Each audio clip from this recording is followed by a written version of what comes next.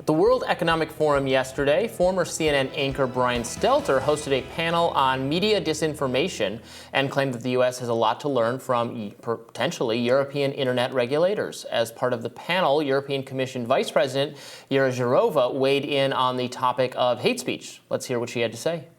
As illegal hate speech, which you will have soon also in the US. I think that we have a strong reason why we have this in the criminal law.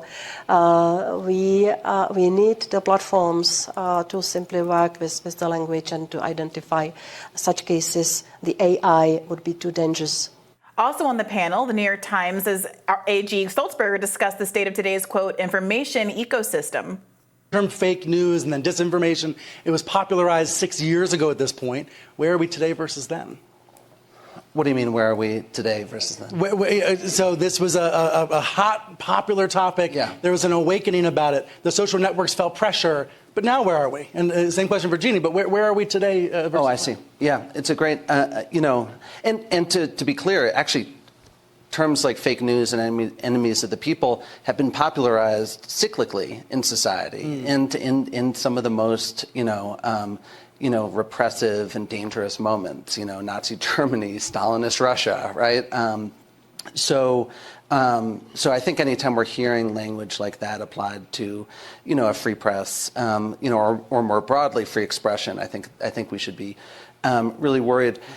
Look, I think that there's no doubt that society seems to have, at some level, accepted how much the information ecosystem has been poisoned, and I think it's going to require real, sustained effort from the platforms, from political leaders, from business leaders, and from consumers themselves to reject that. So I watched this entire panel. It was about 45 minutes last night, and I wrote about it for Reason. It was very interesting. So there were some of the panel members pushing back a little bit. They were grappling with the question of, well, on one hand, there's free speech. On the other hand, we're very worried about disinformation. What is the trade-off? So the panel members were, Brian Stelter was kind of the host, and then there was that woman who is a member of the European Commission, which is the governing body of the European Union, and she was talking about what Europe has done. And while it sounded in that clip like she was saying, yeah, hate speech, just got to get rid of it, she did later say that, well, look, 90% of what you call misinformation or disinformation is totally legal. So, how much authority do we actually want to give government to police that? So it wasn't totally like she was just missing that there was no downside to censorship. And then the Democratic politician was Seth Moulton, who's a Democratic representative, and he basically said the same thing. He's like, look, he was very worried about COVID speech, like anti-vaccine speech. He's like, people are dying because of it, but I know that we have the First Amendment.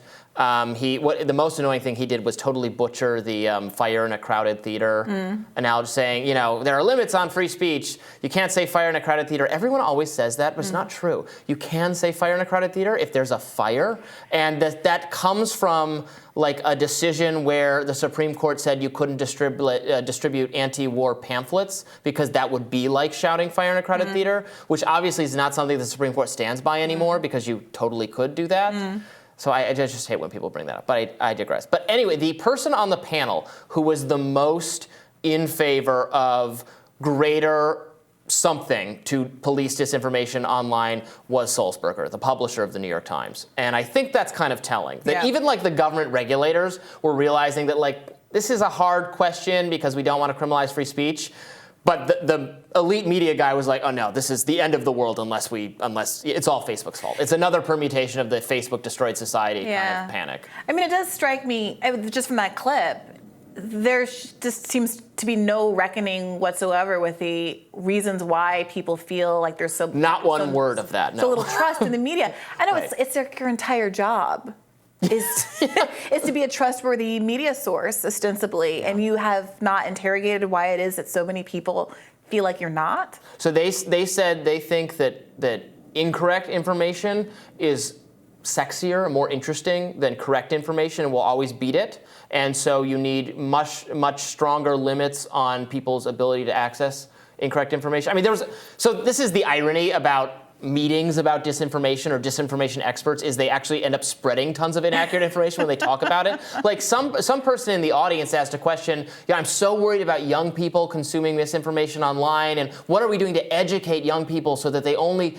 can see trusted sources? No one corrected this question, but it was, young people are fine. Disinformation is consumed almost exclusively by elderly people. Yeah. Young people don't need training to identify misinformation. I mean, one in a million does. Look, yes and no. I do think that we could all use a dose of media literacy education, and that's something that I think people used to get more in school and in their civics courses and things like that. They're And not even getting basic algebra and reading skills are way behind. Sure, but it is true. I mean, as I move through the world, I know that I have to check this against that. I know about how that I have to look at the sources of studies and look at conflicts of interest. Like those are things that I think not everyone does. People don't have time to do, and that's not a judgment. But there are. I think all of us could grow and become more able to discern the truth behind stories. That's something that none of us should ever just give up to the integrity of an institution. Just to say, oh, I like this place, I like these people, so they must be telling the truth. Right, because even good people who are well-meaning can make mistakes. But our studies and our surveys show us that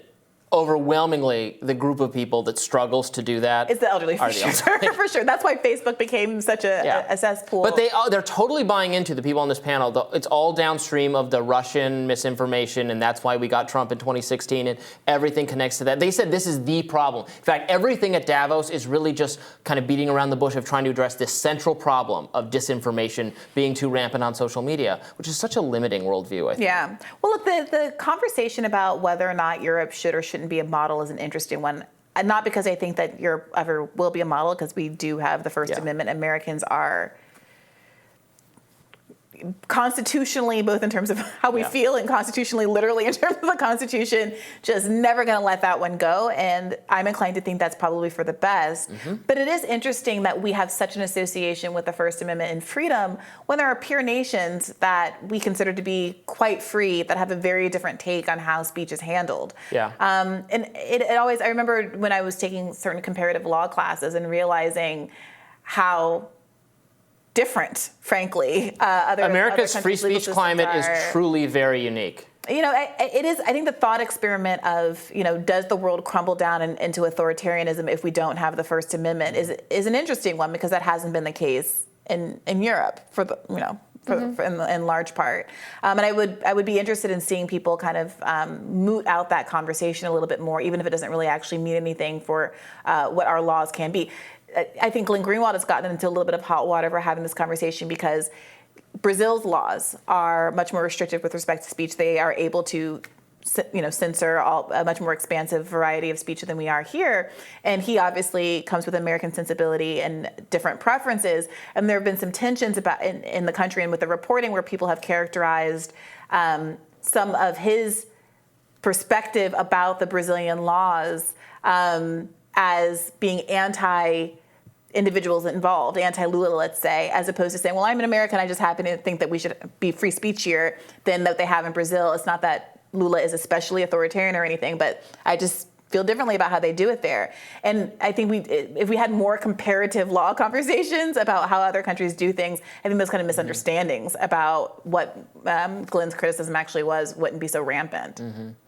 But there are, I've heard even, I think, progressives point out that there are downsides to some of the limiting free speech stuff, even in our sort of European counterpart countries, in Australia, where it's much harder to hold powerful people to account because it's so easy to sue someone for the libel and defamation. Much harder here in the U.S., actually, because there's a high bar to being able to criticize public officials that they don't have in Australia, for example. Interesting. What I was really struck by at the end, they turned again to Sulzberger, which, I'm not, I like a lot of what appears in the New York Times. I dislike a lot of it. I don't mean to bully or pick on him or the New York Times, but I think it was pretty telling how much his mindset was about, there's nothing we can do until social media, and he particularly means Facebook, is destroyed, because there's no way the light cannot beat out the dark as long as that company is just doing whatever it can. He's just mad they stole his advertising dollars. But when you're listening to him, there's no acknowledgement of the fact. What you're saying is you want. He said he wants Facebook to prioritize trusted sources and deprioritize other stuff. So what he's in a sense saying is the fate of the world rests on Facebook giving the New York Times free advertisement. That's what he's saying. And that's a pervasive worldview. That's, I think, right. At Davos, it's very pervasive. And it's dictated a lot of what these algorithmic changes have been over the years that have hurt small, independent media sources and everybody who isn't MSNBC, Fox News, New York Times, et cetera. If you are a creator, if you're a content creator, if you're an independent journalist, and you put something on YouTube, you are just not getting. 10 years ago, you could get 500 million subscribers. You could grow quickly if your content was good. These days, you can be disappeared from the app because there is such a strong preference for authorized media. And this preference is being pushed on these social media companies by elite media, by certain political figures, by the FBI and the CDC, and it's not being freely chosen in a lot of cases by these companies. And I think that's we agree that that's a really bad thing. That's something everyone outside of the elite consensus should be very worried about. And but it's the popular opinion for how to proceed at Davos. So all right, we'll continue to follow everything going on there because we think it's important and you deserve to know about it. And we'll have more Rising right after this.